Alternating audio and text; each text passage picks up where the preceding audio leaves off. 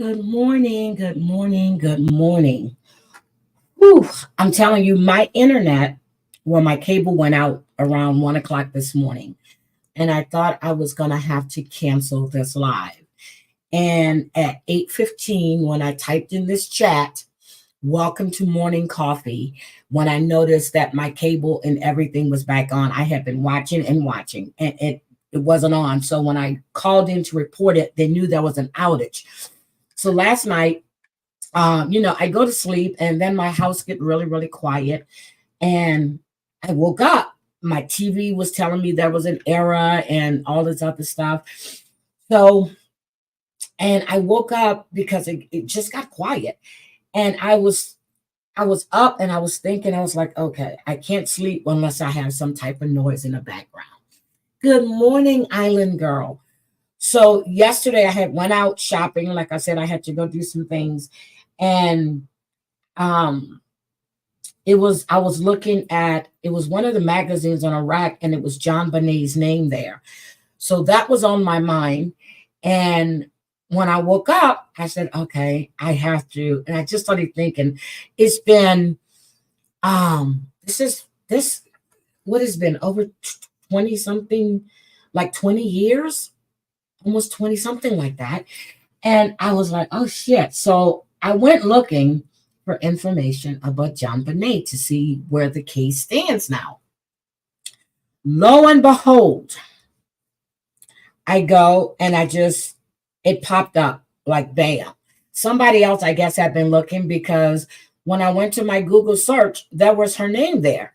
And I hadn't typed in JonBenét's name. I hadn't typed her name in my Google search in a long time, but her name was right there.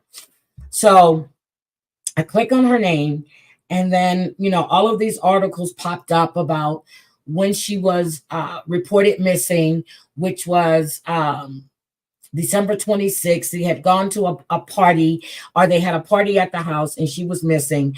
Now I was looking, they said the investigation has included the FBI, the Boulder Police Department. They interviewed over 1,000 people across 19 states. They had over 21,000 tips. And at the time, JonBenét was 6 years old when this happened. So good morning. I was just in my head. I had to get it out. Hi, James. Hi, Granny. Hi, Lolly and Pops. Hi, Scotland. Island Girl, M. Witt, One Solved Mystery, 27 years. Thank you. Thank you. Thank you. Thank you. Hi, Freeside. Good morning, Mr. Jimenez. It is one of the biggest cold cases around. Um, Good morning, Crazy Cat Mama. They went to Fleet and Priscilla White's Christmas party. Thank you, on the 25th. So when I was looking at stuff and then it popped up, I forgot the guy, Gary Oliva was a suspect. I mean, he was a person of interest doing the investigation. Now, in 2016, he was caught with over 695 images depicting children in, child pornography. And it was stated that like 335 of those were relating to JonBenét. I was like, wait a minute.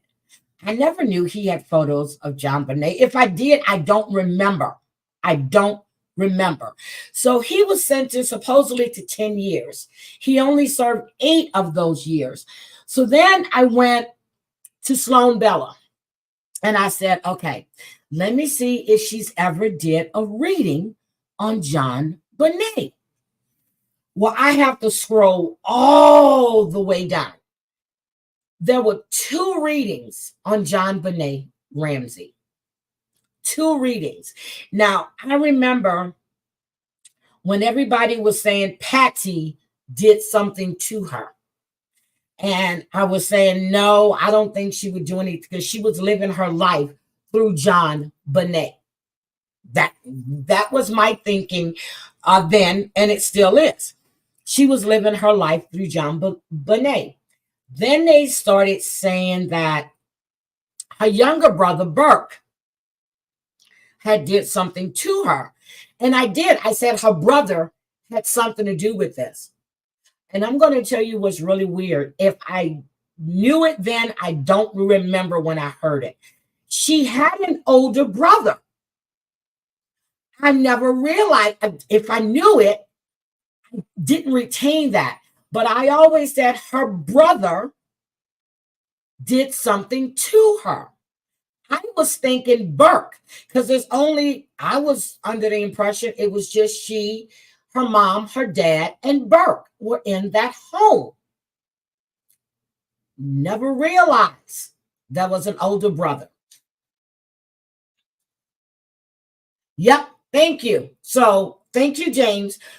So, let me tell you, when I went to Sloan Bella, she did not one, but two readings on JonBenét.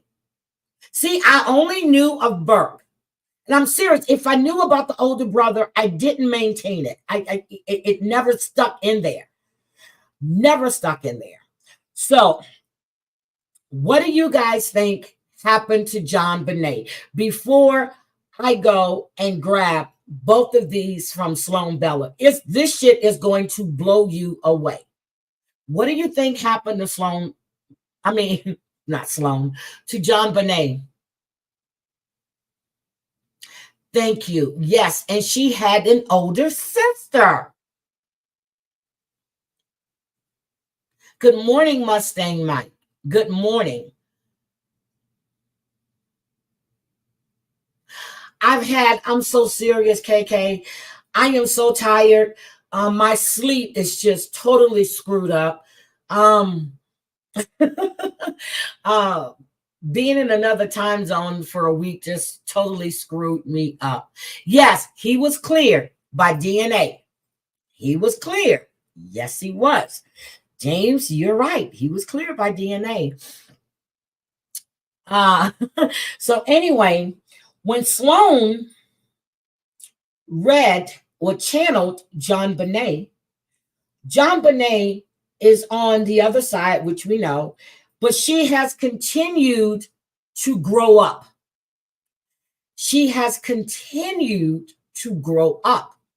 So when she channeled her, she saw the little girl, and then all of a sudden, this 25, well, at the time, she did the reading. I guess she was like 25. She put her in that age range. She said she was tall and slender with sandy hair, and she didn't recognize her. She said JonBenét didn't want to be recognized on the other side. So, oh my God. Let me tell you what I've always said. I've always felt the dad was involved somehow. I've always said Patsy wrote that note. I've always said she wrote that note. I believe she wrote that note. That's what Sloan Bella said, and I'm going to let you hear it. She said, just because one life ends here, it doesn't mean that we don't go on the other side. That's what Sloan Bella said. I'm not making this up. I'm going to let you guys hear this. So I had to listen like 2 or 3 times. Yeah, Patsy is the mom. Good morning, Mooch. Patsy is the mom. So, and John Ramsey, I never liked him. It was something about him I didn't like. So anyway, we're going to listen to Sloan Bella. I'm going to play the first one, and then we're going to listen to the second one. No, she wasn't cleared. She tried to disguise her writing, but she did write that note. She did write that note, but she didn't write it. She was forced to write that note. And that's why she kept saying she didn't write that note. So James, I'm going to play this Sloan Bella, and I want you to hear what JonBenét came. She did her not one, but 2 times because she kept coming to her and she wanted to get a lot of things out. When I was hearing this, I was like, oh shit, which put me in the mindset of Orrin and Orson West, which is sincere and classic. When I first did Sincere and Classic, which is their birth given names, birth given names, I said I think it had to do with child trafficking. I said then, and anybody that followed me, I said those little boys never made it to that home. This happened before the 21st. I was thinking that CPS was going to go check on them. And they were like, no, Heidi, once you're adopted, CPS doesn't check on you. I said, someone was questioning and wanted to see those boys. Lo and behold, it was their biological mother who did not agree to have them adopted. So anyway, I'm going to get into Orrin and Orson West on another day. Because once I finished with having Sloan read JonBenét, I went to look to see if she did a channeling of Orrin and Orson West. And lo and behold, she did. Oh.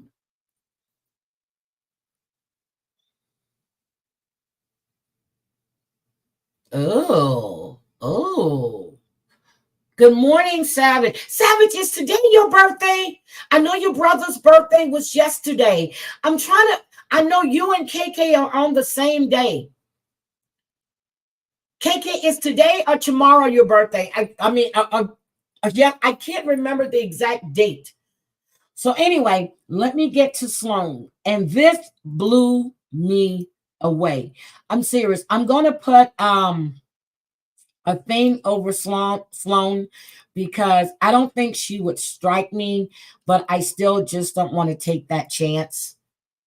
Hi, Just Jen. Oh, the 23rd, Tuesday. I didn't miss it. Okay. I'm going to do Orrin and Orson West, but let me see how we go through this today. So Damon Mandy says, I believe we can go around taking on the look we want once we are on the other side. When we come back to our families for a visit, it's common for a spirit to come as relatives. Remember them. Good morning, Six Gun Sweetie. Good morning.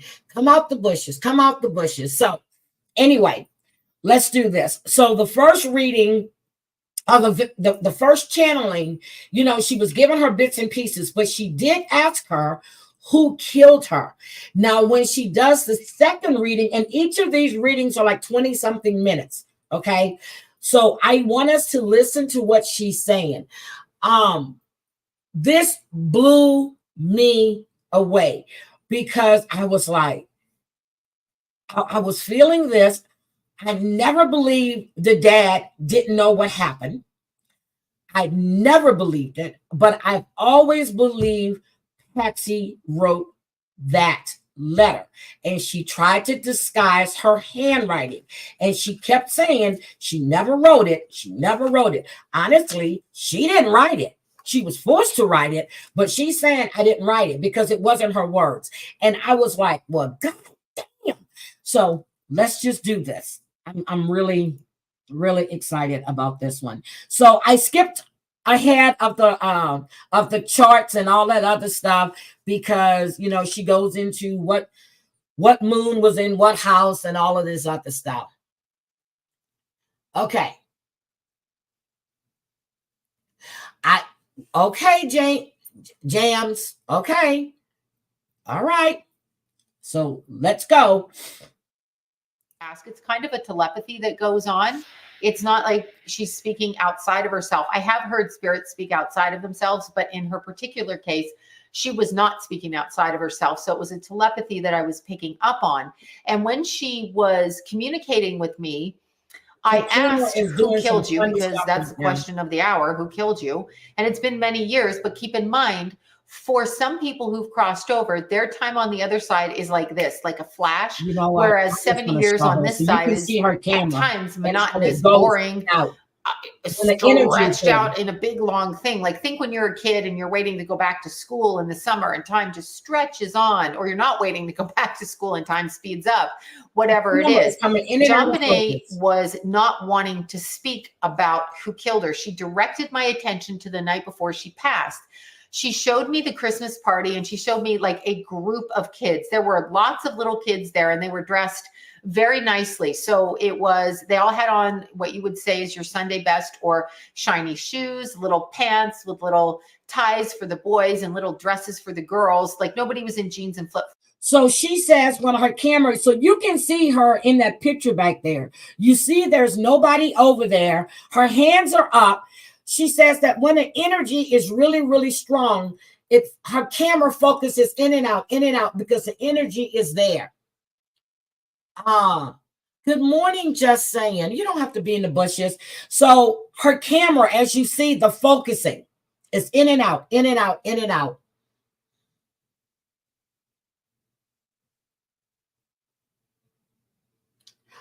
Okay, James. I keep saying James. Pops, typical California Christmas, not like that. These little kids were dressed up and they were super excited to be at this party, and they were running around, and JonBenét was no different. She was not listening to her parents. She was not sitting in a corner. She was not shy. She was actually running around. Her brother was there as well, but he was off in a different circle of people, or a different group of kids. She was with the little kids, and there was like 3 little boys around her, and there was her, and she's just showing me little kid fun. That's how it feels to me. She kind of glances at her brother and glances at her mother. And at that moment, I get the image of her mother on my left side and her brother on my right side as I'm looking at you. So it's coming through like this for me. And I feel like the energy between these two is, they understand each other. She holds no ill will to them. She can bring them right up in my mind, which means she considers them not to be a threat to her. That's not to say her parents and her brother didn't bug her, but I don't think they're actually responsible for killing her. I don't feel they are, because there seems to be a warmness from the heart when she brings those images into my head. So I do not feel like it was her brother. I can say her brother was probably weird. She made me feel like that was a weird thing to say about her brother, almost as if she had compassion for what he was going through. But I don't think it's what he was going through in reference to being accused of murdering her or being put through that. I feel like it has to do with something else. So I feel that whatever was going on with her was also going on with her brother. And there is a separation where she understands that he went through similar but different things, and she was doing similar but different things. So it's weird.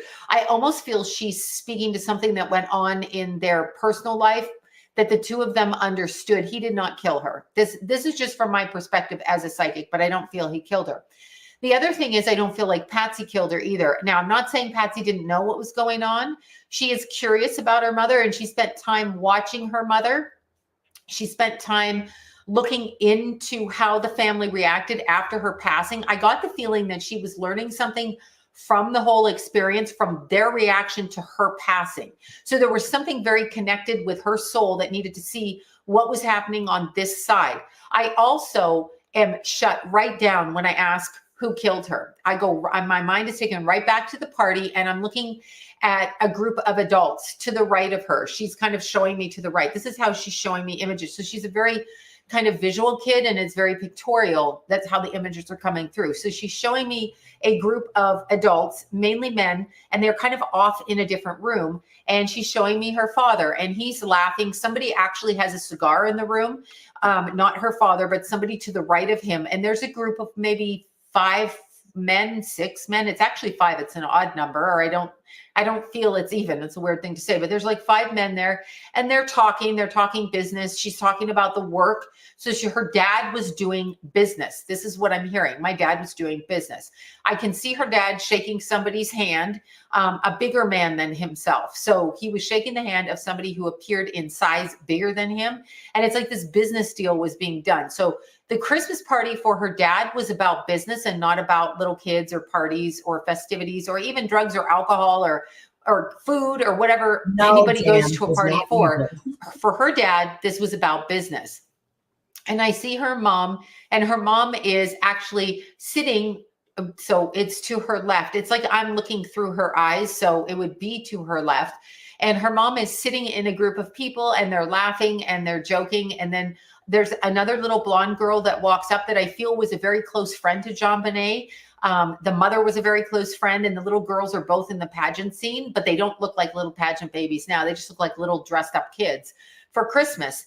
So JonBenét is sort of showing me the feel of the party, and I'm not scared, and I'm not feeling anything bad about this party. If I'm her, like, it's just a kid's party. I ask again in my mind, who killed you? So I'm trying to get any kind of images that she will let me see. And the first thing I notice is with her face, she goes straight from being a little kid to the adult that I'm seeing, or the older looking child woman, on how to word it. She's in her 20s with the long pale hair, and she puts her head down. There's shame connected to this, but the shame happened and started happening before she was killed. So this happened in her day-to-day life. And I think it might have something to do with what she's talking about with her brother. I don't know if there was violence or addiction in the house or something that was hidden like this that caused her shame. She does not speak about it. She does not want to speak about it. She is not ready to speak about it. She does not acknowledge it. So this is a soul that crossed over. Keep in mind, when we are traumatized on this side and step out of our bodies and cross over, if we have, let's say, been murdered, fallen out of a plane, fallen out of the sky, jumped off a building, actually, if you commit suicide or do something by your own hand, you're probably coming right back through, because that's the stupid thing. You can't really outrun your problems. Kind of sucks. Think you'd kill yourself, you get away from it? Not really. Anyway, she wasn't like that. Her life was actually taken from her. And so You know that. when something traumatic, let's say you got hit by a bus, let's say you crossed the street and got hit by a bus by accident and were killed, popped out of your body. There's a lot of trauma that comes with you as you cross over, especially in the instance of a murder. And in her particular instance, and everybody that has that kind of trauma, they're going to be conditioned on the other side energetically, so that they are brought back to neutral on a soul level, so that their energy is neither in trauma or out of trauma. And I know that's a weird concept because they don't have the physical body anymore, but the emotional and etheric trauma, the trauma that comes with that physicality, lies on the soul. So it's like you wear it. It's like somebody's perfume in a room, then you walk by them and it coats your body. It's like that. They wear the trauma. So a lot of times, and especially when children are involved, they will be put through onto the other side, where their energy will be brought back into harmony. So they're not living on a soul level in the trauma. Because what can happen in trauma? I want you to keep that in mind. I'm telling you, when I listened to this, I was blown away. Now, some things I was like, okay. But some things, when she's channeling JonBenét, and there's a spike. When I'm looking at the screen, there's a spike. You can always see when something energetic is going on. If anybody wants to go to Sloan Bella, you can watch her how do I say, her frequency, because you can see how the spikes are coming in and out, in and out, in and out, in and out. Trauma, at least from my experience from energy that I pick up around me from people that have passed on, clients that come to me, is that if you cross over in that kind of trauma, there's an inkling of like, I want to get back to my family. So you might just jump right back in to incarnate back without releasing that trauma, and at least coming back somewhat neutral. So on a lot of instances, they will take the person's energy on the other side, almost energetically cleaning it, I guess, and making it neutral, so they can make a decision, not out of fear, not out of trauma, and make that decision. Now, what's interesting is when we cross over, people say, oh, they're, in God's hands. And this is all true to different degrees and different levels, depending on what the soul wants. Eventually we all get there. That is true. But sometimes we retain our personality on a soul level. So the personality of the person goes through many lifetimes. That never leaves. So the soul mark, or the mark of a person's soul, is really what speaks. So just because you die does not mean everything is forgiven, does not mean you even want to talk to somebody like a medium, does not mean you want to respond, and does not mean you are ready on a soul level to find out who killed you. Sometimes people don't know it for quite some time. And again, when I'm illustrating time versus time on this side versus time on that side, it's very different. It's very long and dense over here. Over there, we are without that density. And so technically, although no one's ever told me this, you could spend 100 years over there and it would be like the blink of an eye here. And I suppose if you're waiting for your whole family to cross over and then come back in with them, that might be the case. You might go a whole generation, like 60 years before you incarnate back. And for you, you live on the other side in a different way. Now, the one thing I noticed with JonBenét as the adult or the child that's growing up with her family on the soul side, meaning she's in spirit and her family is here, obviously, except for her mother, which is another interesting thing. When I brought up her mother, she does say that she connected with her mother, but her mother is not around her right now.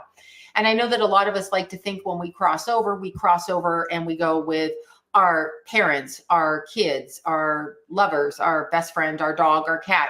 This can be true, but it's not always applicable to every person that passes. It's different in every single case.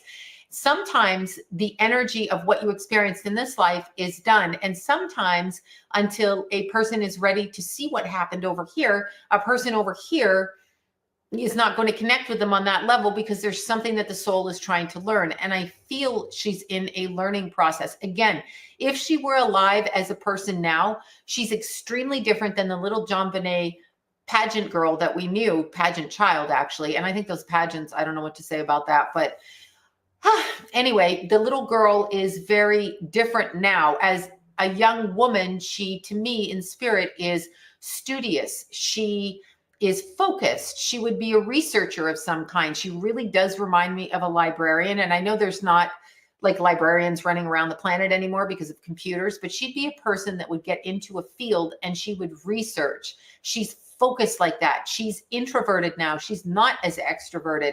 And that could be because of her. Yes, One Solved Mystery. I put it there because I don't want to put her image on the screen. I do this to protect myself from having a strike so we can listen to what she's saying. And I won't get a strike, which I don't think she would strike me anyway. But I was, someone, dirty bitch, told me if I'm ever going to do, unless it's a news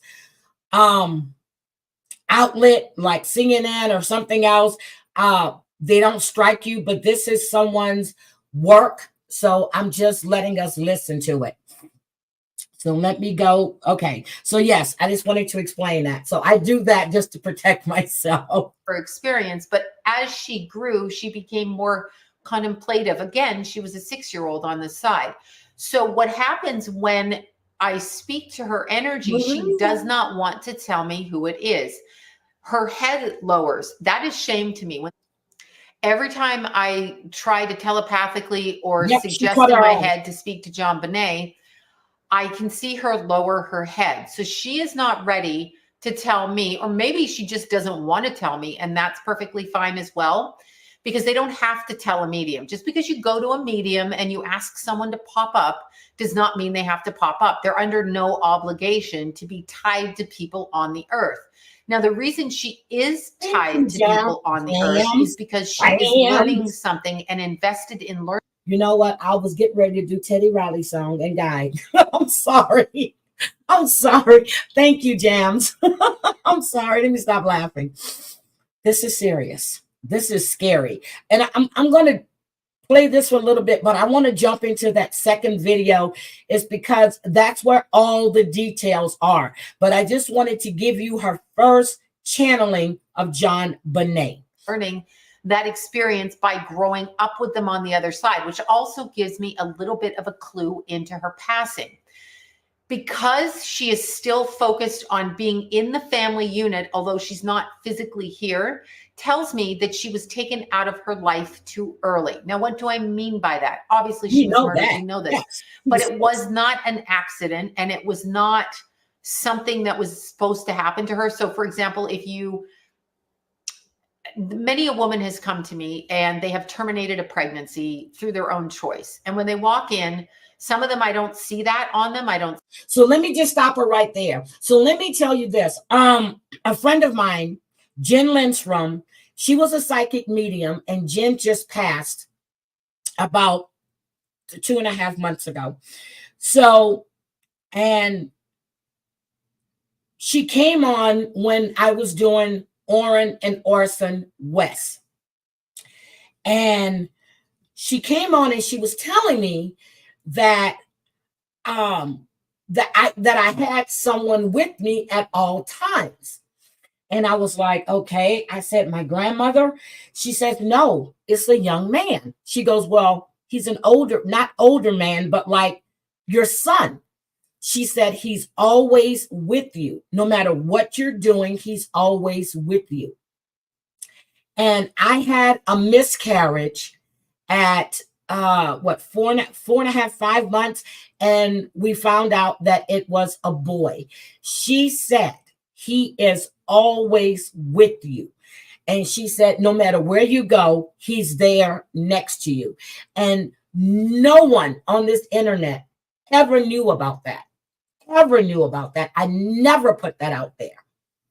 And that to me was, and then she read some other stuff. She told me that I was going to have a new granddaughter. I was like, no. So I called my sons after I did this, after she was on, and I said, hey, I said, is your wife pregnant? Is your wife pregnant? Is your wife? No. I said, this woman told me I'm going to have a new granddaughter, and it's going to be around the first of the year. And they were like, well, shit, I don't know who it is. And I was sitting there going, okay, something is wrong.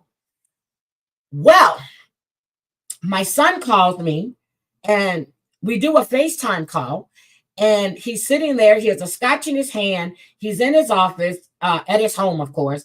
And he was like, well, you know that ancestry thing I did? I said, yeah. He said, well, I got the results. So I'm joking. I said, oh my God, you found out your dad wasn't your dad. He was like, funny, haha. I said, okay, what's wrong? He says, no, someone reached out to me. And I'm like, okay, which brother of yours has kids that we don't know about? And I'm just looking at my son, and he's like, I have a daughter. I said, what? He had a daughter he didn't know about. It was a one-night stand when he was in the military. He was in Mexico partying with his friends. He had a daughter. Now, my mind went clear back to when Jen told me that on a live stream. You remember that? My mind went clear back to when she told me that. And I was like, oh my God. So I called her. I said, woman, I said, I have a granddaughter. I said, I'm thinking it's a newborn. She said, I never said a newborn. And she never told me a newborn. But she told me I was going to have a new granddaughter. And she specifically said granddaughter. So I'm telling you, this shit just blows my mind. Anyway, let me go. There's nothing in their energy that lets me know that. Other times a woman will walk in and sit down, and they will come in with like a 17-year-old child behind them in spirit. And so I'll ask them, were they pregnant 17 years ago? And they'll look at me usually horrified or like, no. And the answer is yes, because the child, its earthbound experience was just in utero, but the mother made a free will decision not to bring that soul through. The soul is still growing up on the other side with the family on this side. So it's an interesting thing. I don't know the reason for that. I've never really been clear on that. But in the reference to JonBenét, she is still with her family on this side, meaning her energy is focused here, meaning she was not meant to go. It was not in her destiny karmically for her to go. Now, this to me sounds like this started a new strand of karma. What can happen with that is she may be in the process of learning about what and how she passed and what the purpose behind that is on a grander scale, on a bigger scale than we would get, like just a. Yes, she says the soul still grows on the other side. And she said that she can appear to the family as they knew her, but she is growing with her family, but her energy is here, but she's on the other side. And when she said that, I've often wondered about that. But she said that doesn't happen in all cases. And that brought me back to that damn movie, which we talked about yesterday, The Lovely Bones. But anyway, Okay, let me finish this out because I know Brooke is getting ready to go live. Well, she's going to be going live, but I didn't know she was doing a live. So let me do this. Child being murdered for whatever reason a human being could think to do such a thing. Horrible. But it seems to me that she's learning how to use her energy to heal and to understand the various energy of people who think like this. And there was more than one person that actually took her life. That much I can get from the energy around this conversation is that there was more than one person, and these were adult people. They were not children. Okay, hold on a sec. Crazy Cat Mama. Yes, you can go listen to that, but Jen was right in a way, but they were not buried together. So I'm just going to say that. Okay, so there's not one person snuck into her house. It has nothing to do with that. And I think on a bigger scale, she still on some level does not want to speak of this. I don't feel her mother was aware of what happened or was happening until the morning that she passed. So in other words, I feel the mother may have overlooked, not paid attention to, not followed through with gut instinct, ignored, been too sick with her own cancer. Umbrella. I need to show you a picture of my son and his newly found daughter. They're identical. When I met her at my oldest grandson's graduation, I have a picture of my son, his son, and his daughter sitting across the table when we were eating breakfast. They are identical. It's like he spit these kids out. The only thing they don't have are the green eyes that my son has. Happy Sunday, PMR. So when I found out that my son had his son and he had did a DNA test, and I looked at this little boy and I said, what the hell did you need a DNA test from? I showed the picture to my mom. I said, who is this? She calls my son's name. She goes, but I don't know who's holding him. I said, no, that's not him. That's his son. But he did. When my son was wild, okay? He was wild. He was wild. That's all I'm going to say. He was wild. He was in his early 20s. He was wild. Now he's married and settled, but he was wild. Cancer, not wanted to deal with it, had a thought, thrown it out of her head, whatever the problem is. But I feel there is a group of people, and I feel that her passing is not just somebody's a freak and wants to have sex with a kid and wants to choke them or whatever the hell else. It's not that. That's actually not what it is. There is another purpose for it. And I feel that leading up to that purpose, JonBenét carried shame with her. That sounds like abuse in the house to me on some level, or with somebody that is connected to the family home, either through pageants, through photography, through something along these lines. I do feel, in essence, that we're never going to know on this side what happened to her. So I don't feel everybody is going to have concrete evidence. Like, I don't feel anybody's just going to like pop up and say, you know, I was there, I saw this. But I do feel people were there and they saw it. And what's interesting is I'm very confused with her energy, because the first time I channeled her in, I was feeling like on the night of the Christmas party when she's going home, that she was not asleep, like her father said, going into the house, and that he was carrying her, that she was actually awake. But then I turn my back and I'm going up a different stairway, and I feel like I'm in somebody else's house when I'm speaking like that. So I actually feel like when JonBenét was, see, I don't know if this is her parents' house or it's the house of the party, actually. I feel like JonBenét was being her usual precocious self and not listening. She would be very, how would I word this? She would be very much a child that would listen to you. And then like, it would be like she would eat too much chocolate and decide, I'm not listening to anybody, and run wild. Okay. So we know how little kids get like that. But I feel like she's going down the walkway, and I actually was going to her house, which is on my right as I'm looking through her eyes, but I'm going to the left now. She's been told to come here. So I feel like her father grabbed her hand, and I feel like she's supposed to be subdued and she's supposed to be quiet, and she's jumping and like running around. She's you know, when kids drag their feet when you hold their hands, she's doing something like that. Not quite as like aggressive as you might think a kid throwing a tantrum, but she is putting up a fuss, and it's away from her house. So I feel like the beginning of this murder started away from her house. I do feel like there's grown men involved with this. This is just what I'm picking up around. She will not say. She is not going to say. She covers her mouth. Like, she does not want to speak it.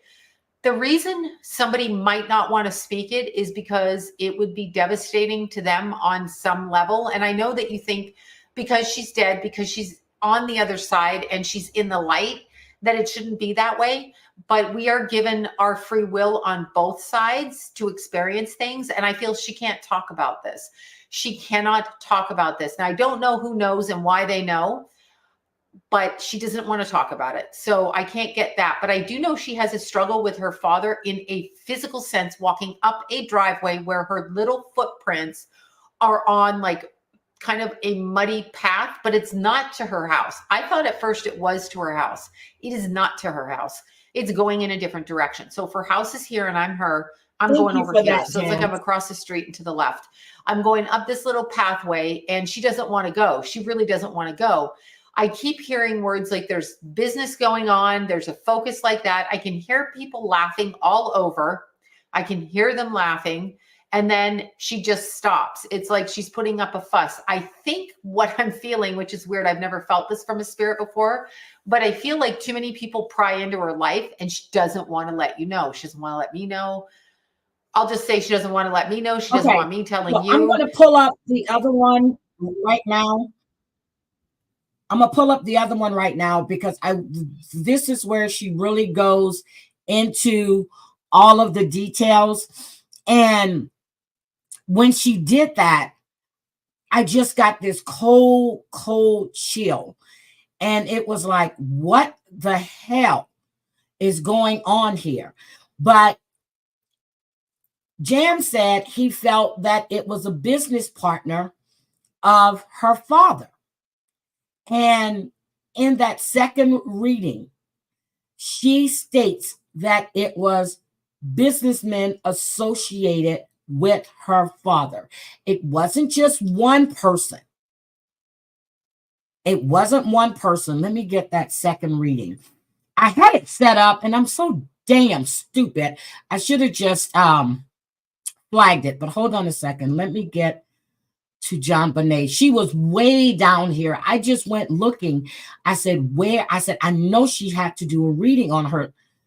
And she did, well, channeling. Hold on a second. Let me get, where is JonBenét? JonBenét. Hold on a second. JonBenét. JonBenét, Sloan, Bella. Okay, here's part 2. I have it. I'm so dumb sometimes. Hold on. I'm so dumb. Sometimes I'm dumb. I just do things a weird way. Oh, an ex-employee. Burke Ramsey supposedly later told his classmate that his dad told him it was business related. This shit was scary. Not scary. It was intriguing to get this channeling that she did on JonBenét. Miss Sloan from SloanBella.com. This is the second I think one. his name was Bob that everybody was asking about. Who was responsible for JonBenét? Here is what I got really this off so you very vividly and very strongly. First off, when it comes to Patsy is not prepared to bring anything that's going to cause her scrutiny or criticism. So she's going to present herself in a way that is best for her, in a light that suits her. Having said that, I got the strong feeling that she loved her daughter and let her daughter down, and she was aware of this. You see how her focus I don't believe that Patsy thought that this was going to happen to her daughter. I feel like she thought it could happen, it may happen, but that it wasn't going to happen. I feel like Patsy thought she was lucky, or it was a lucky circumstance. She loved JonBenét in the sense that JonBenét brought her everything that she wanted and how she wanted to be seen. So it was slightly from an ego standpoint, but there was a genuine connection there. And I do feel that Patsy blames her husband for this. I got that really strongly. She blames him for the passing of their daughter. She doesn't say he did it. She blames him as though it's his acquaintances, his reasons, and because of him that their daughter passed. Jams, did you hear that? I know you, well, of course you did, but she also speaks about the lazy cops in Boulder.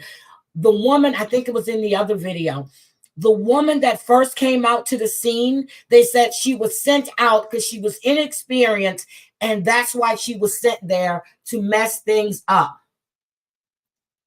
See, that's what I'm saying. Okay, so I just want to go back. Which is an interesting thing to say, because I would assume when your daughter's in the pageant world that maybe you're putting her out there in a way that's very public. And so Patsy was giving me the impression, although she did put her out in the pageant world, there were other things that were happening because of her husband that put JonBenét in more danger. Now, when it came to Burke, I did say in the first video that JonBenét absolutely thought that that was really ridiculous, that anybody thought that her brother would have killed her. That didn't happen. It was not Burke. Burke did not kill her. I know that he appeared very weirdly, very shaken, with odd facial expressions on a afternoon talk show recently, and this is what led people to believe that he was guilty of something. I would word it differently. I would say that Burke has been traumatized through the same kind of abuse that his sister endured, both physical, mental, and sexual. I'm going to say that. I'm going to clarify it in this video. I feel both children were being sexually abused. I feel both children were in the process of being publicly displayed in certain ways, visually, through camera, through movie, but especially JonBenét. But I feel like Burke was traumatized through these abuses as well. So when you are dealing with Burke and you are watching him on camera, I think what you're seeing is a traumatized person who has gone through a lot and doesn't have the appropriate responses at the appropriate times, because the personality isn't integrated fully into him. So he's responding as if he's different people at different times. That's why I actually think it's inappropriate. I think there's more than one personality with that kid. And I think when he went on camera, he was behaving in the personality that he thought he was supposed to. So this is a fragmented personality is what I'm seeing. It isn't the personality of the 9-year-old who killed his sister, because he didn't kill his sister. That's what she said to me. On that, I'm clear of. It has nothing to do with Burke killing JonBenét. That didn't happen. That's not what I saw, and that's my take on it. You can have your take on it, but that's my take from the energy that I feel. Okay. Thank you. Okay. He says, Jam says, no way. I've had dinner with Burke. He is normal, just quiet, and yes, traumatized like many of us are. Oh my God. Dorit Frank, good morning. Jams, if you want me to drop the link, I'll drop the link for you, but I'm just bringing you what she channeled. Now, and she repeats this over and over again, and she says that this is the energy that she was picking up from JonBenét. Now, don't know how true it is, but this is what she was channeling. Okay, he says she's wrong. And you're right, One Solved Mystery. He is awkward because of the way people have treated him. Now, what I do feel was happening at the time, and I feel there's a lot of guilty parties, including some that work with the Boulder, I'm going to say police or Boulder authorities. I'm not quite sure I want to use the word police as much as I do authorities, and say that there were a lot of people that knew what was going on with JonBenét, in the sense that I feel, like I said in the first video, when she was ashamed and put her head down and didn't want to speak, this had to do with the way that people looked at her, which is why she wasn't wearing makeup and did not look like the beauty queen girl would have done up. If you look at Patsy Ramsey as she was an adult woman, she was very nicely dressed, but she was, I mean, nothing flamboyant, but she was also a pageant person. And so she was very well put together with a lot of makeup on. And she was. So in that note, let me ask, because I was told that the note that they were asking for a certain sum of money that supposedly John had gotten as a bonus. And you're right, there was no way in that note that had her name on it. So, oh, I'm sorry. So I'm trying to see what you're saying. Melinda and John Andrew were interviewed and said no abuse. They were adults and capable of telling the truth. Okay. She speaks about her as well. See, I just want to know, her name wasn't used, so how did they jump to, well, it was a ransom note, supposedly. And since she was missing, I guess the conclusion was that they were asking for ransom for JonBenét. You know, dressed properly, socially, if you will, and put together beautifully. Her daughter was not that way. Her daughter, in the image that I saw, and keep in mind, I'm talking about JonBenét growing up into her adulthood on the other side. That just means that she's living her life on the other side without the physical body. But still, how she appeared to me, how she chose to show herself in physical form to me from the other side, which is a bit of a dichotomy in and of itself, but how she chose to show herself was not made up, kind of understated, and probably just really. Jams, you know what I think? You go to those videos, and I would actually comment under her videos, because she does read her comments.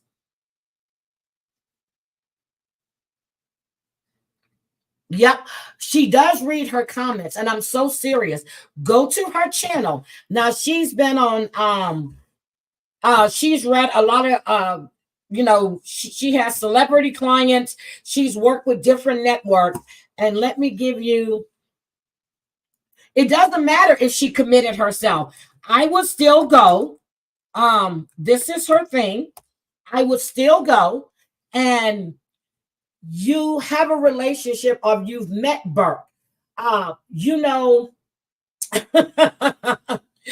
just saying, I would leave her that comment. Normal, okay? Like that's just really kind of plain, and it's the way that she preferred it. This is how she preferred to be seen, and it was something inside of her that didn't want to be seen in a different way. She was very adverse to that, and was again in this last time when I was meditating and asking to connect with her. The feeling I got is that she chose not to be seen from when we see her on the other side. Mediums and psychics that are trying to communicate with her, she chooses how she gets to be seen, and she's making that very clear. She does not want her image to be that of the image that was left here. And I don't think she's talking about the 6-year-old girl, pageant girl that we saw in the newspapers and all of those images. I believe she's talking about the underground images that were taken of her, because she was photographed in a child abusive way or pornographic way at some of her photo shoots. There is a photographer that she shows me very clearly. I do not get a name. I do not always get names. I'm not going to pretend to get a name when I don't get a name, in case you want to know. But she shows me a photographer, and this man, I can pull the image up in my head at the moment. This man is brown hair, but on the lighter side of brown hair, tall and slender, kind of looks like he might have Scottish or Irish in him. The eyes are hazily browny, greeny eyes, and he's a photographer. Can someone please go find James' pages for me? James, the way you have to type it in the chat, just give me the name, or one of my mods can go find it, because I would love to follow you. And I'm looking at One Solved Mystery as well. So if you guys would please see, can you click on their names for me, drop their links in the chat, so that way people can go and subscribe and see what they're saying. Thank you so much. Yes, I would definitely do that. Local guy, and there's a lot of kids that go through his studio. He caters to kids and young kids, or probably pageant kids and acting kids. I might want to word it like that. Doesn't really take people over about the age of 20, 23, right around there. Works with all of the young people going up, was probably around the age of 45 through about 48 at the time that JonBenét passed. And there is another kind of chubbier blonde man with him that pays good money for these pictures. Okay. So it feels as if there's some sort of child distribution ring as far as these pictures are going. And the pictures are not always provocative the way that you and I would think. Like, it's not just of little naked kids, and it's not every kid he photographs. He photographs kids, and it depends on the demand for the look of the child. So if there's a demand for a particular looking child, let me give you an example. She's showing me an image of a brunette boy that was a friend of hers when she was little, that had really thick hair and kind of a big face kid with really thick hair, still alive, male, and he was quite popular. This was somebody that she was also friends with, who was a little entertainer type of a child. She also flashes my mind really quickly to another girl that was a friend of hers growing up. The girl looks nothing like a pageant child right now. Nothing. Like, I mean, there's no pageant to her at the moment. She could, to me, what that means is she could have like piercings or tattoos or something along those lines, because it would be whatever isn't accepted in the pageant world. So if you look at Miss America, Miss Teen USA, any of those things, very rarely do we see women with, a lot of jewelry, a lot of nail polish. It's not really the goth look or the tattooed look. That's how she's kind of drawing my attention, that this girl was also picked, also photographed, and was somebody who we wouldn't know is a pageant person now, but you would know if you looked her name up. In other words, she was a little friend of JonBenét's, and she too went through something similar, although doesn't have the same kind of memory. The memories are being uncovered at the moment by some people. So some of these kids, both actors, commercials, dramatic, and pageant babies, girls, young people, are in the process of bringing memories back into their life so that they can focus on what actually happened to them. I am seeing that. But she draws my mind to this photographer. He is somebody that was well known in the neighborhood, and all of the managers and agents and people sent their students, their actors, their wannabes, their pageant circuit people, their commercial actors to this photographer. And it's through this photographer that people could look through the pictures. What she's showing me is a book of headshots. Let's just say it's headshots, like in the 70s or 80s. And we're looking, and, oh, I'm a manager, or I'm hiring for a client that wants a little kid for a commercial. So I'm looking through this book of headshots, and I want this little girl, or I want this guy. I think they're the perfect all-American kid, or I think that they'll represent my company the way I want them to. That's how it was presented. But there was a far more, I'll say, nefarious thing going on underneath. So I really feel that JonBenét's passing was timed to the day, specific. I don't know that she was necessarily supposed to die in that manner. I do know that her death was captured on some element of media. I don't know if I mean a tape recorder, a camera. This is why she doesn't like to show her face. She lowers her head. She does not like to be seen as that pageant girl. That's why she looks so different, because there was a part of her that remained on film from the day that she passed. That is out there. That is not hidden. I mean, well, it is hidden from the general public, but that is out there. So when I first started, I said Gary had 335 pictures. That was, and I don't know if I ever remembered that, but when I listened to Sloan, and she was saying that this photographer was giving out pictures. He had like 335 pictures relating to JonBenét. When she said that, I was like, oh shit. So You can't trust these damn people. None of them. Her father had the connections and was doing business the night before. The night before she passed, the days before, her father was talking to people involved in this element of child, I don't know what to call it. I don't know that it was a completely organized ring, but these were people that were interested in children for sexual reasons. Her father was connected to those people. Her father was one of those people. Her father was raising his oldest son also to be one of those people. Burke was being raised to be one of those people, but in a different way. He was being abused, such as the older brother had been abused. The older daughter had been abused. These things were happening within the family. This strand is really, really strong. Of this, I'm positive. I wasn't there. I don't have firsthand knowledge, but I'm picking up on the energy of it. It was more of the Boulder authorities. I, again, don't know if I want to say the police, but the Boulder authorities, there are people in higher up jobs that are very well aware of what happened to JonBenét, who was connected to it. And there's been people trying to throw aside and cast dispersions in different directions. Now, was her father there at the exact moment that she was murdered? And I'm going to say no. Now, she keeps saying these kids were abused. And she's saying that's the energy she was picking up on. But Jams is in the chat.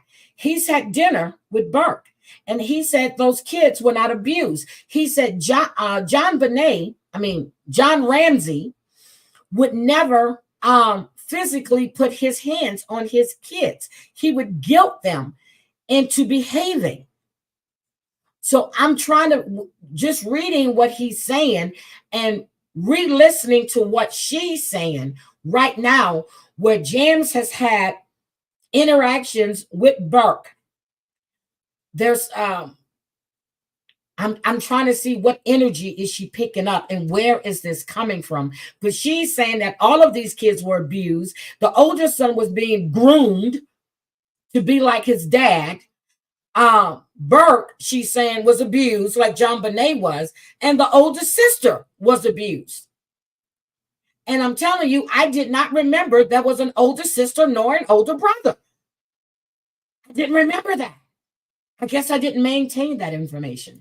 It's very interesting. I'm being drawn to these different faces and people watching her. And I feel like Patsy knew this was an issue because she knew some of the backstory, but not fully. It's almost like she didn't believe it. I don't know if somebody told her this or mentioned this to her or she overlooked it, but I'm sure she knew of it or it had been mentioned and she put it aside.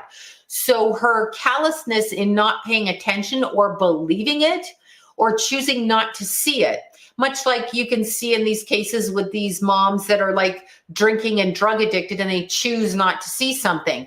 Yeah, they're wrong, but they're also not necessarily 100% guilty. They're complicit, but in a different kind of a way. Because I'm going to leave a comment on this video. I'm going to tell her that there was no evidence of these children ever being abused.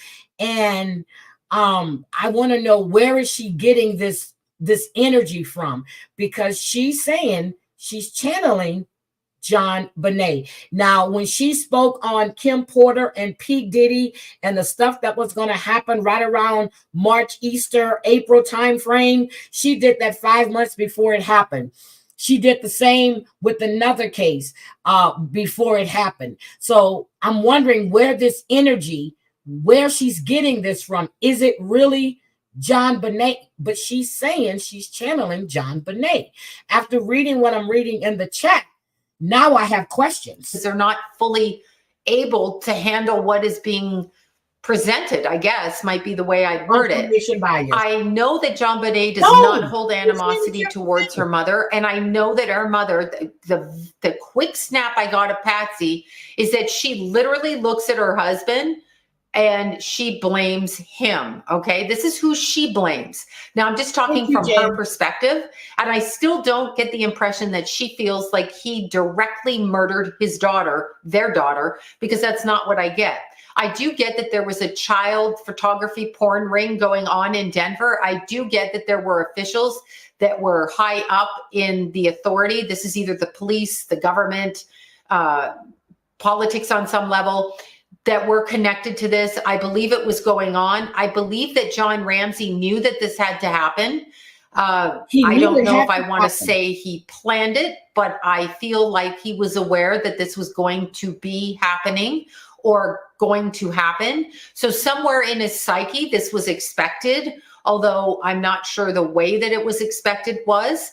He basically dissociated from what happened as if it was part of what he had to do. So this to me tells me that there was something else going on. So I'm going along the lines of feeling like this was a ritual killing. I really am. I'm feeling it. She's not saying it directly to me, but she is alluding to the fact that people have pictures of her in a pornographic way, and that there is you're right. a testimony to how she died and the people around her. There are people standing around her watching how this happened. And you're right. $1 million reward. No one stepped up to say anything. She said that when she was going on this show, this is when they went to Thailand or wherever. Oh, damn. To go get the guy that said that he had killed JonBenét. She was on the show. And they were telling her, you know, the reading. She goes, he's not the one that killed her. And she said, she told them that the network didn't want to hear it. Come to find out, he wasn't the one that killed her. She said he's a little crazy, but he didn't kill JonBenét. But they didn't want to hear it. So they they ran with another psychic reading that said that he was the one that did it. She said she stood firmly in the fact that the guy they flew over to get did not kill JonBenét, and they didn't want to hear it.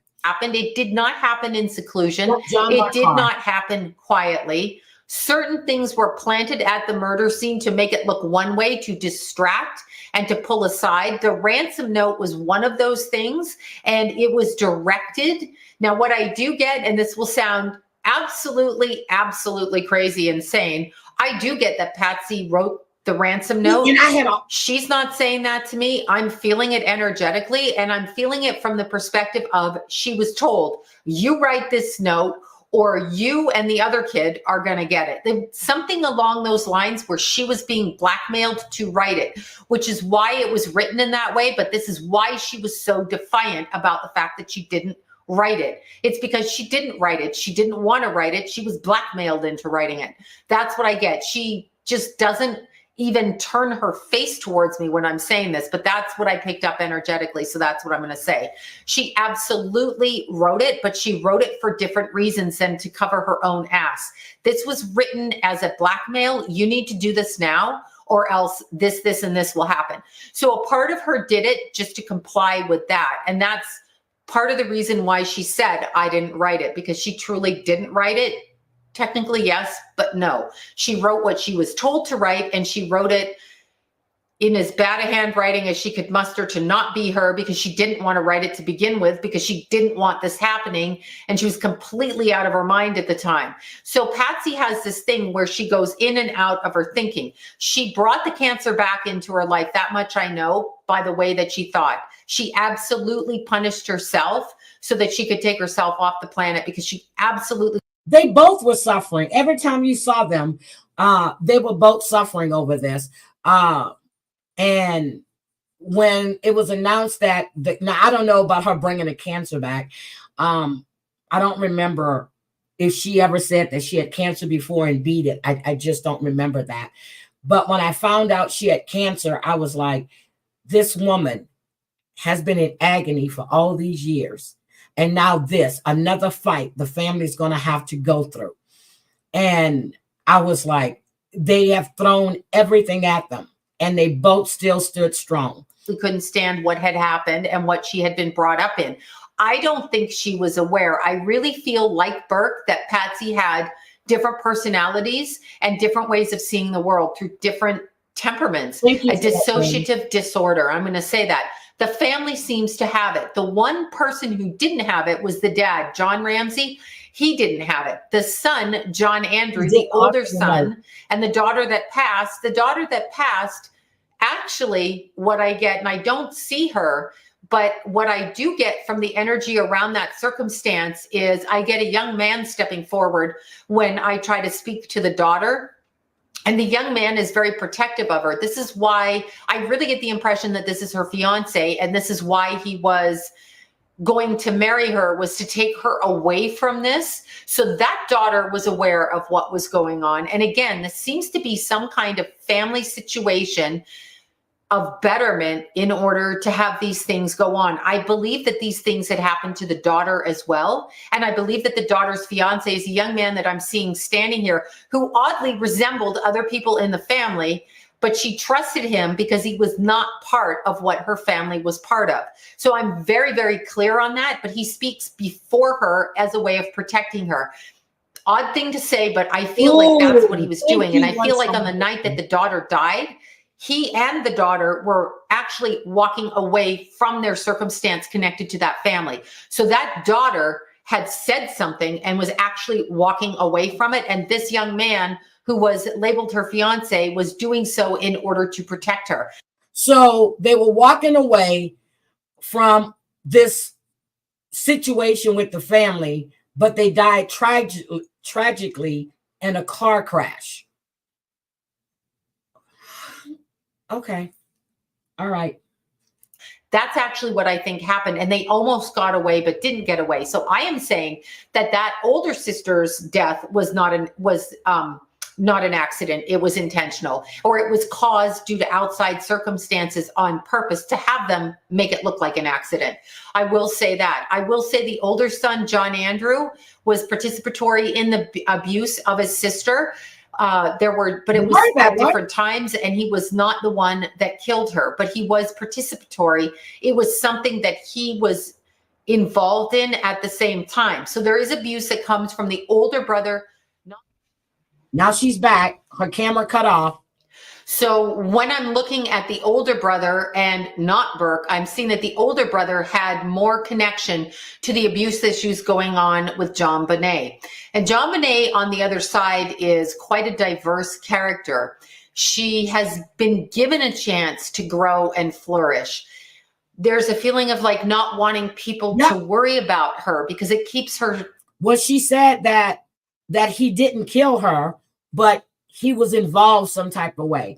But she said it was 3 businessmen. And I don't know if I passed that part or was on the other part, but she said it was connected to her dad's business dealings. Kind of focused on this side. It keeps her connected over here. She does watch her family. She has nothing but love for Burke. There's nothing but love and wanting to connect with him and wanting him to know that she's okay because it really traumatized him. It was not the way, her passing was not the way that everybody described it. It wasn't even close. She is talking to the first lady that got to the scene that absolutely kind of bumbled things. They sent that woman for a reason. They wanted to distract the issue, to confuse everything that went on. See, that's what she said. And you guys actually put the detective's name in the chat. So I'm like, okay, I want to know who she's channeling, but she's saying it's JonBenét. They did that purposely. So that suggests to me that somebody in the Boulder Police Department, above the first officer that they sent, the woman officer, somebody above that absolutely knew that if they sent her, she would be unable to handle the situation herself and therefore make things happen or not be able to secure the crime scene properly, and therefore allowing conjecture to happen in the midst of a murder scene. So it's very interesting, but JonBenét is very aware that that happened and that that was done deliberately. JonBenét is very clear that her older brother was participatory in the abuse and not her younger brother. She's also guiding me to people that lived in the neighborhood, and there were many. There were many that befriended her family that were into the kiddie porn community or business, and her father did business this way. Her father's money came from this predilection, from these people, from this community. It was a close-knit community.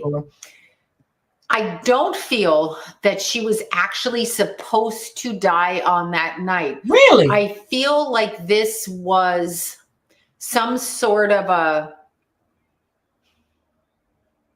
miscalculation. And I do feel, I'm going to keep saying this, I am going to say that there is some kind of a recording, whether it be a taped recording or a videotaped recording. There is some kind of witnessed event media document that shows what happened to JonBenét Ramsey on the day that she died. It shows the entire process. And by the way, I feel as though the body was moved at the time that they placed her in the basement to find her. That is not where she came from. She was not killed in the basement. That is just not true. That is not where it happened. Again, she shows me that that's staged, or it's set up, or it's a set. Okay, so it's a set. The appearance of where she was found is not where she died. So that has nothing to do with what was going on at the time. She was not, the reason they found her there is because they put her there. So they put her there after they found out that she was dead. And I do not feel that her brother, younger Burke, did this. Okay, so that she wants out of everybody's head. He did not do it. Now, granted, everybody watching this is entitled to their own opinion, and that's fine. But this is what I'm picking up, and this is what the energy is directing me to say, so I'm saying it. So hopefully this has answered whatever questions that came through. I answered whatever I could. Questions. I wrote them down, but then I probably forgot some, but I tried to give as many answers as I could from what I got last time. So this, again, has been my second video on JonBenét. So that was the second video on her. So let me just take this down. She gave me more, seriously. So when I listened to this like twice, I have more questions now since I'm reading what's being said in the chat. They protected certain community leaders by not questioning their kids, even if they confess. Oh, damn.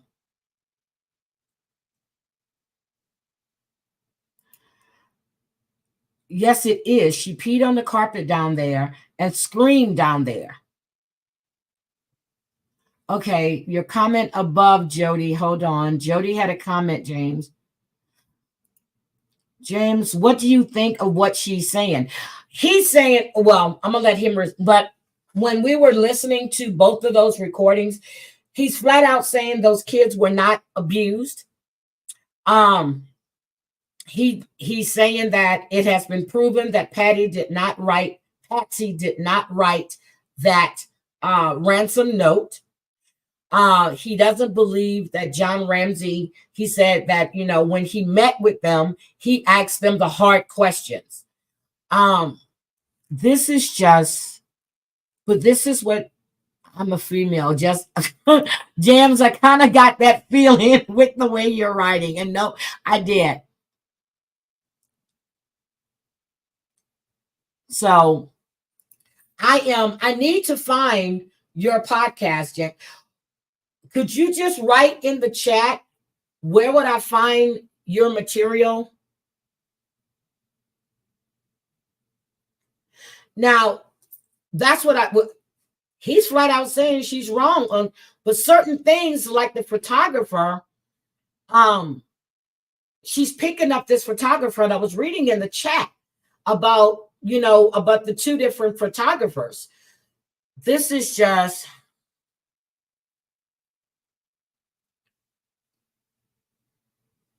one solved mystery. I'm not picking up what she's putting down.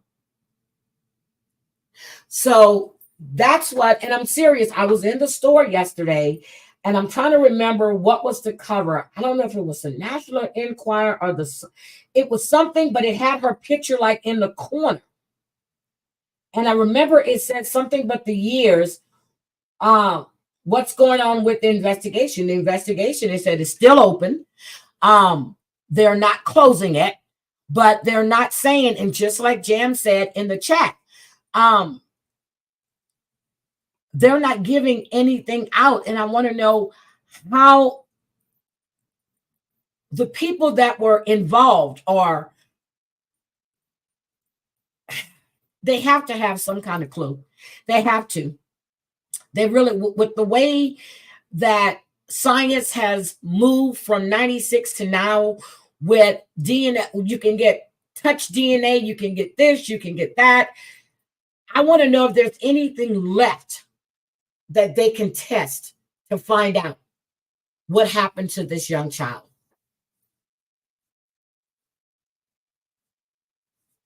And it is, the facts should be put out there.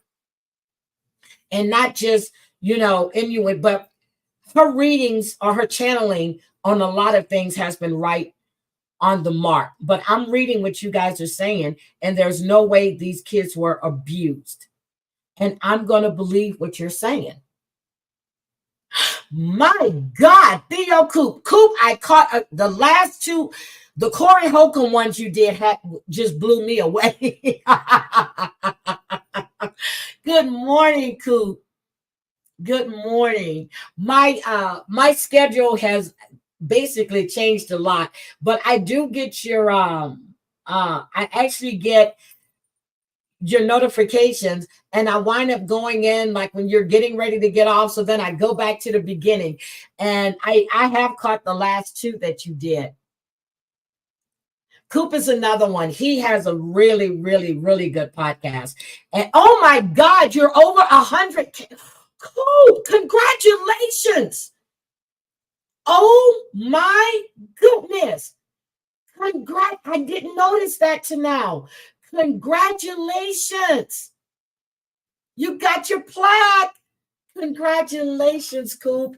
I go into Terrence is over 100K.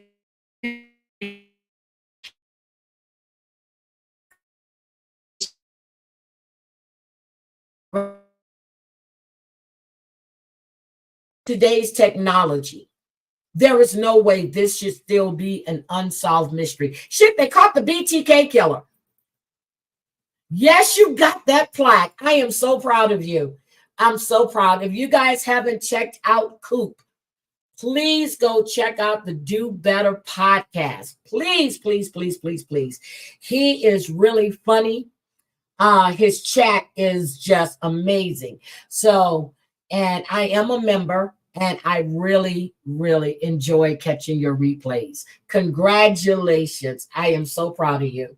So, guys, I'm going to get out of here, but I wanted you to hear what Sloan had to say, and I'm serious.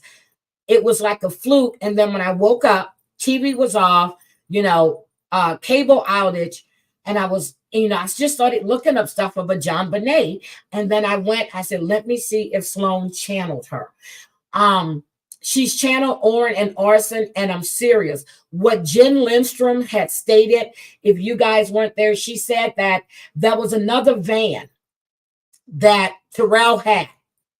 And she said it was an older van, and she gave the colors of it.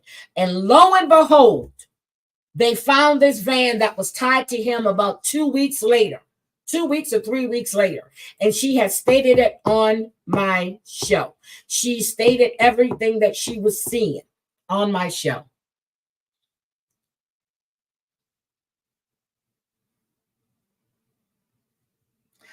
I have not activated Nightbot, not at all.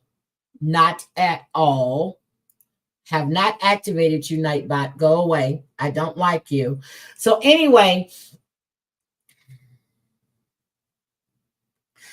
let's see. James said, yes, this could be solved in a week, but no one is doing the work. Files locked up, not in the lab that I know of. It needs to stay in the limelight, because I'm looking at the fact that they've caught all of these, they've had unsolved murders, and they've caught all these people by, all this other DNA testing and everything else. I'm just trying to figure out, what are they doing to solve this case? John Ramsey is still here. Burke is here. John Andrews still here. Patsy went to her grave not knowing what happened to her daughter.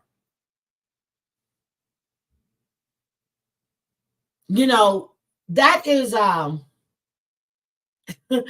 you about to investigate again? There is no reason this case cannot be solved.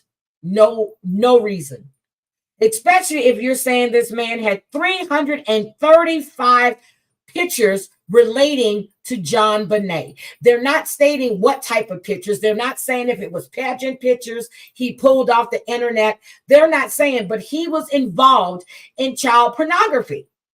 He was supposed to serve 10 years. He's only served 8, and he's out, and he's in Denver.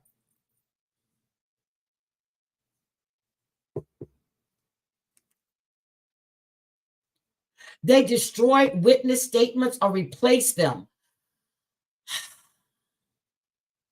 She doesn't want this case worked on and still has time. Why don't they want this case worked on? Yeah, I didn't activate Nightbot at all. I don't know why Nightbot came in here. The same cops are still in Boulder. And that's some shit. He had her autopsy. Oh my God. How did he get those? Egos and pensions. You can't tell me they can't solve this case if they really wanted to. I don't care where the leads take you. This was a 6-year-old child. A 6-year-old child.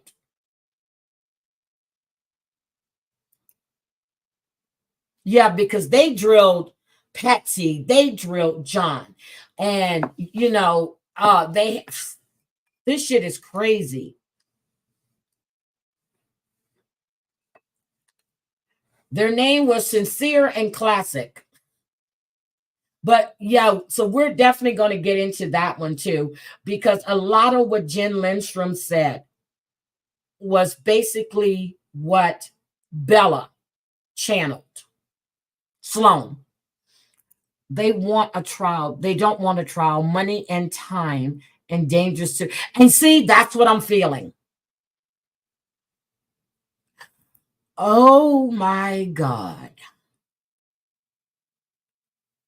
So let me ask you one solved mystery. You said she peed, which is, that was in the news. But you know when they say when a person passes that, you know, that they release their bodily fluids. Do you think she could have released that after they placed her down in the basement? Or do you really think she was actually caved in that basement? Because if you go back and listen to the first video, she was fighting her dad about going into this house. And she was being stubborn about it. Huh.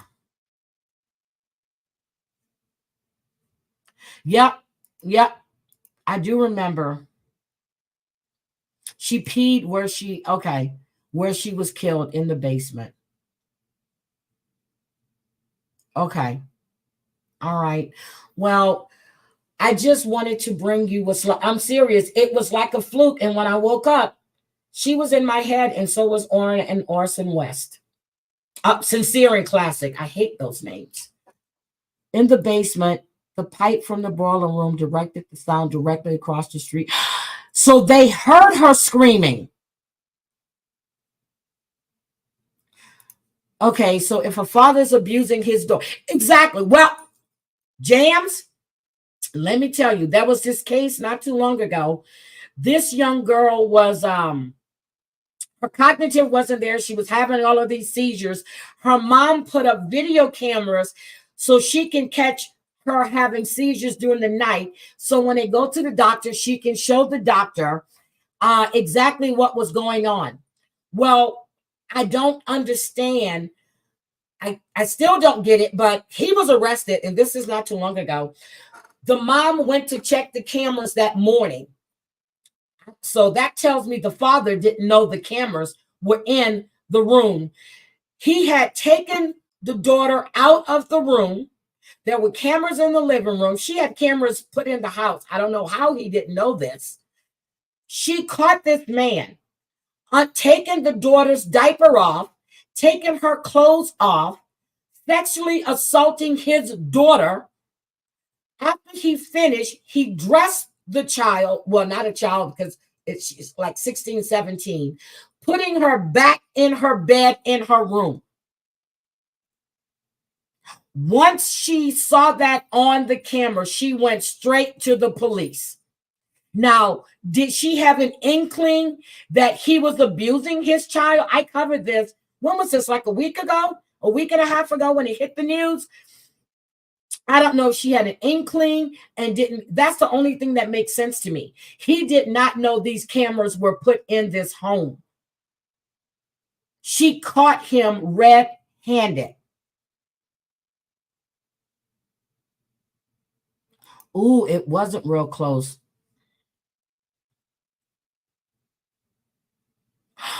Oh, she passed a week ago. She heard the screams. Yes, do better. Yes. Yes. Yes. He was sexually assaulting his daughter. And with me, I'm thinking, why didn't he know these cameras were put in this home? She probably had an inkling he was doing something to this child. She had cameras in her daughter's room. She had cameras in the living room. She had cameras in the family room. She was on a different floor in a different wing. But I wanted to know, I saw that you did something on Diddy, and that I haven't had a chance to watch yet. But the Diddler did it. That makes sense to me too, James. Her room was way away from her mom and dad's. You're right. I remember that part of it. But there are some sick ass people out here when it comes to these kids. There is a cop right now I'm going to cover probably during the week. He is a cop that has been arrested for sexually assaulting his 3-month-old daughter, and she died. That just happened. Okay, taking the kid to the basement was a walk.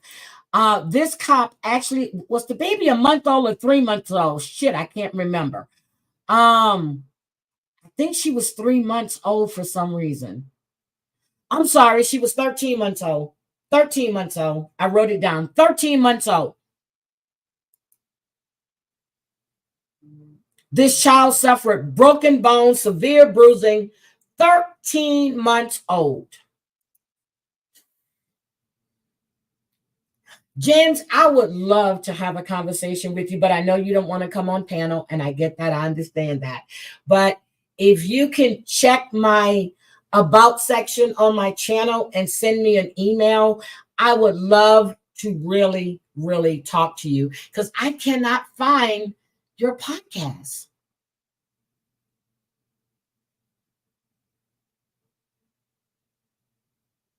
And going to the basement was a walk.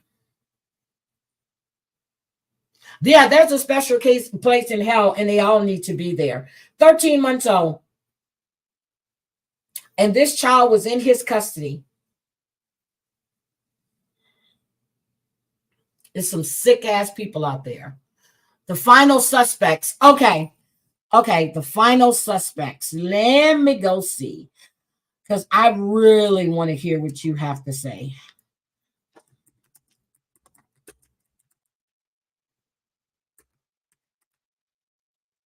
The final suspects.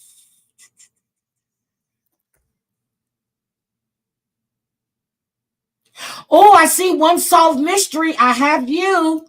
I'm subscribing. I just subscribed to you. I just subscribed. Thank you. Okay. And oh my goodness, you have a lot on JonBenét. I would check out your channel. Yep, 13. Oh my God. Yeah, he's turned on by an infant.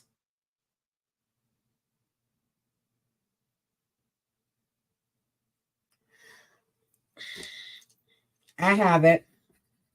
The killing of JonBenét. The final. Got it. I'm writing this down. Okay, guys, but I really wanted to, so I'm glad to know. But there now I have more questions, even more questions I have. Now I have a lot of damn questions, okay? I do. I see her shows. I have just subscribed to your channel.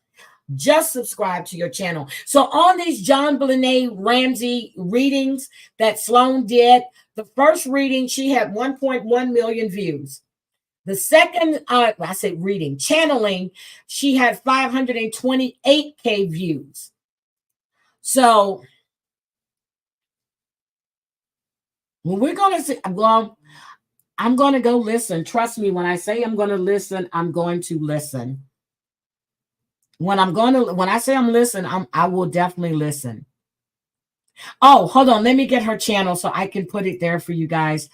Hold on. God darn it. I just had her channel. Hold on. Hold on. I have two things going on right now. Okay. And then I really want to go into the Sade Robinson situation too, with this little millionaire piece of shit that just dismembered this young girl and just threw, and they're still finding body parts. Thank you, Coop.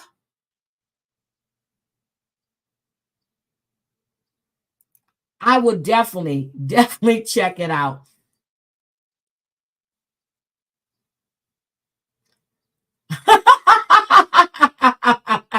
I've always been intrigued by this case. And people, I really hate to say that when it comes to like murder mysteries, like, I walk back through Scott Peterson, Andrew Peterson cases.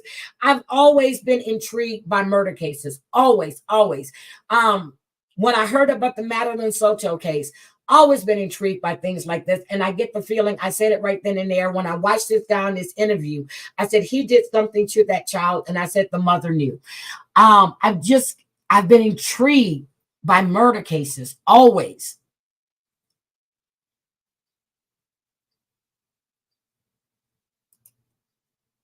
See, the media was saying it was family and no killer on the street.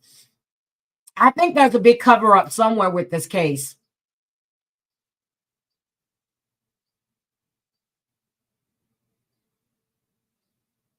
I am happy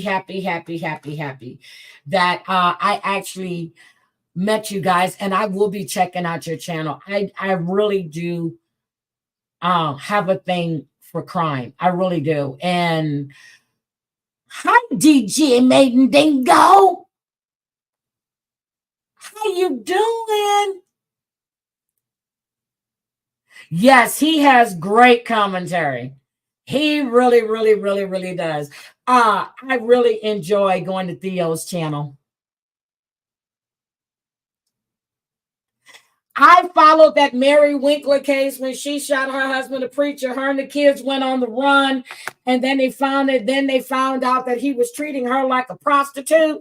I remember that case when it was going on, and she was dressing in heels and red heels and lace thing. Yes, I remember that case when it happened.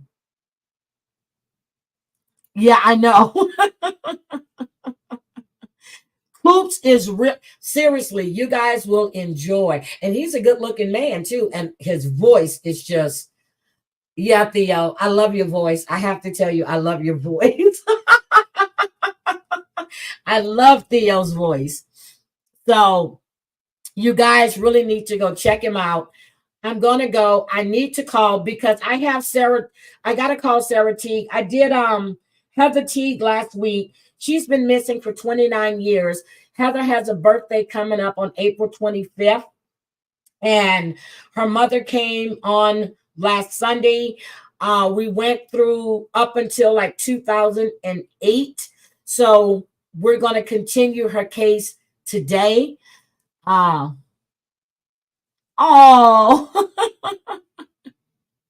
you thought it was a janitor that worked in her father's building. Okay. Yeah, but I gotta call Sarah so we can Coop, I'm serious. Your voice is like hypnotic to me. And then when you laugh, it comes from your gut. I'm like, Jesus Christ. But you have that voice for radio, and you have the face to be on the screen. Some people only have a radio voice. You have both. You have the face to be there, and you have the voice to do it. I'm not a fan of Sloan Bella, but I like to hear all parts. Thanks for the company. Have a great day. Thank you. Yep. They didn't do any more. Not at all. And DJ Mendingo, you're going live today, correct? You can drop your channel link in the chat as well. I thought I saw that you and Grumpy were going live. Oh, Crazy Cat Mama is harmless. She really is. She really is. But DJ Mendingo, drop your link in the chat, please, before I get out of here. I need to do some stuff, and then I need to call Sarah. Yeah, Coop is like butter. Coop is like butter. DJ, drop the channel for you and Grumpy. The tape found her body was made here where I live. They did a half-ass job on that event. And I do believe they did. And I don't think they want this case solved at all. I think what the case is going to be solved once all the parties are deceased and no one can be held accountable. That's my feeling.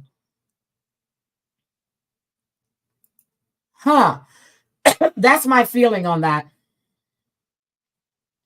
No, Crazy Cat Mama, stay away.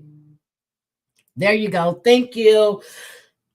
Thank you for doing that. But I'm telling you, I think when they solve this case, all parties involved will no longer be here, and they won't be able to be held accountable.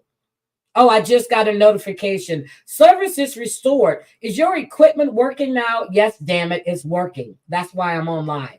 Anyway, guys, you're welcome, DJ. You guys have a great Sunday.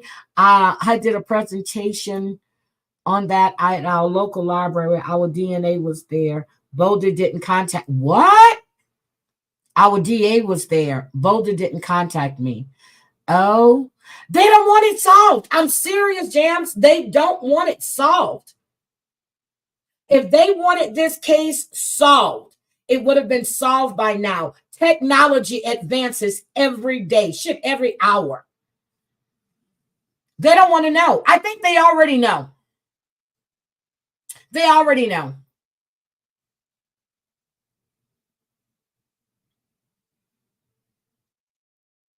It's all talk for the media on the anniversary, once again, then they out there. But I'm telling you, I feel that this is going to be solved once the people that were involved are no longer here.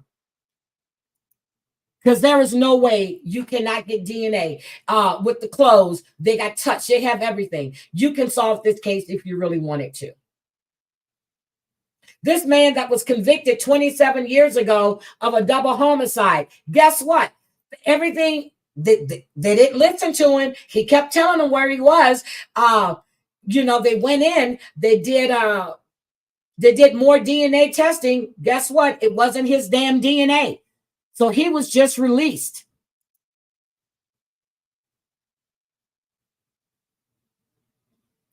See, and that's what Sloan was saying, that the person they sent in that they knew, wouldn't do a good job. But then Jams in One Solved Mystery is saying that she was a good detective.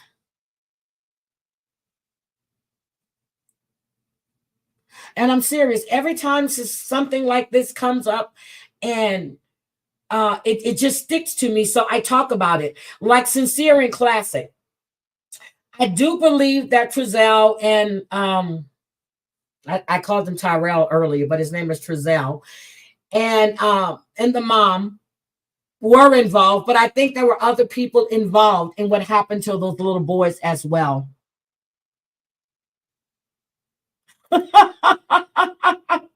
You know what? I really don't watch A&E that much anymore. I'd like to go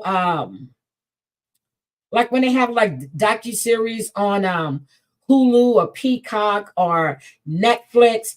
In Your Need to me is and I like unsolved mysteries, and I do a lot of ID discovery. That was no good detective. None of them. Yep, none of them were good detectives. So, like I said, I don't see this being solved at all anytime soon until all parties involved are deceased. And that's why I believe it's been a major cover up.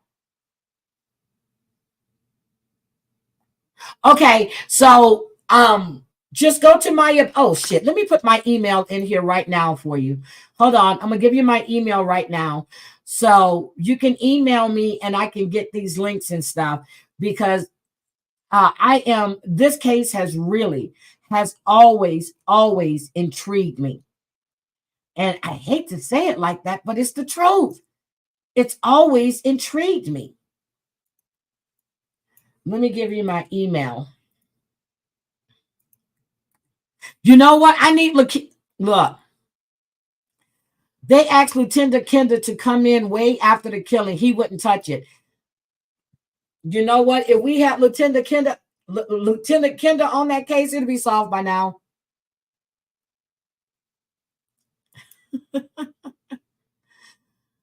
I'm on next door.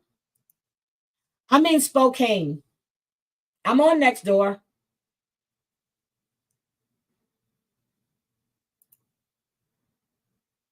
See, you guys, baby reindeer is way out, but I saw baby reindeer, a baby reindeer. When was it? Was it Friday? But I was too tired to watch. Hi, Mary going around. How are you, sweetie? Yep. And remember when I told you, I said, those older kids know what happened. I also stated that the oldest one, Orrin, or Sincere, he was the one that was K'd first. And then they had to K the younger one just in case he grew up and remembered. I also stated that they never once made it to that house outside of Bakersfield. I said that. I said when they were in that apartment, those little boys were taken out. Oh, Lieutenant Kinder. I love me some Joe Kinder. All right, guys. I love you all. I really do. I need to go make a few calls. I need to get with Sarah. Also, I see that Brooke is live. She said fun day. I think it says fun day Sunday. So if you guys haven't checked out DJ Mandingo, he's going live tonight with Grumpy. If you guys haven't checked out the Do Better podcast, please do. And then please I think somebody dropped the link. I'm sorry, for Unsolved Mystery. If you can drop that link again, I really would appreciate it. Coop, I am so happy for you. And congratulations. You do the work and you put it in. I just said the other day, I really need to start putting more time into my channel, but my work schedule is so hectic. But you're in North Carolina. Coffee would be cold. We can have virtual coffee. I used to go to North Carolina a lot when I lived on the East Coast, when I was in Virginia Beach. Please check them out. I really need to spend some time on, and I really am. I'm going to start sketching out time to really get back into my channel again and do the things that I like to do. I love you guys. Have a happy Sunday. And Unsolved Mystery, I am so happy you came in. Jams, I'm happy that you came in, and I look forward to watching the stuff that you guys do. So have a great Sunday. I will check you all out later. Bye, guys.